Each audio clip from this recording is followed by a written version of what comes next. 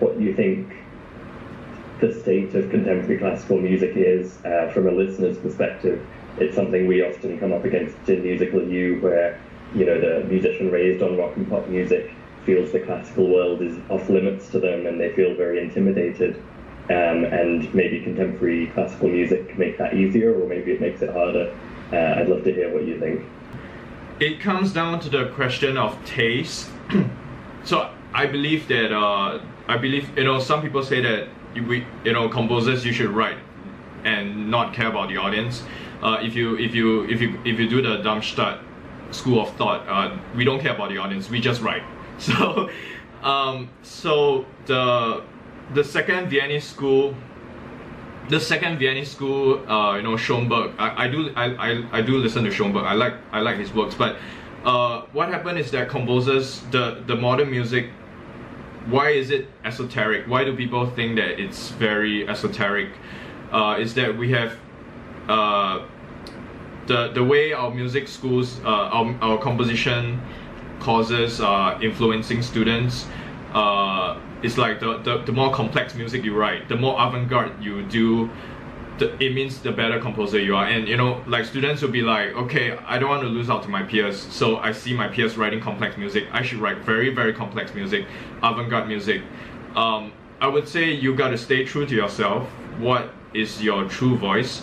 So like my true voice, like what you just said, I have traditional concepts.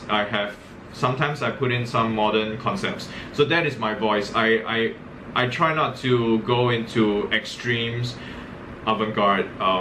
I do have some melodic melody. Melody is very important to me. So I think you have to ask yourself, what is your true voice? What is your true voice? Appreciate that music has audience, composer, performer. Am I writing something that the performers, most of the performers are not. Most of the performers will be so shocked at your music that they just close your score. Do you have performers to play your music?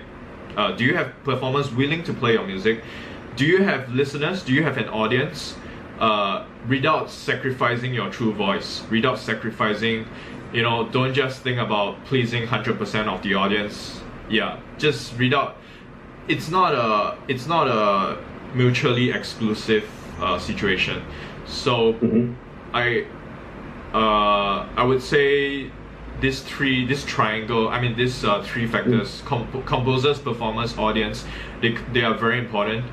And I hope that I hope that for my case, I have traditional and modern concepts. I hope that it wouldn't scare audience who are very, very used to pop music or very traditional classical repertoire. Somebody just learned to swim, you wouldn't ask them to go and swim in the ocean the next day. So I hope that the even pop listeners can somehow relate to my music. So that is my voice, and I find that it didn't compromise. Having to satisfy audience and performers, it did not actually compromise my taste, my voice. Yeah. That's really interesting. So to find your true voice, naturally you need to explore the possibilities.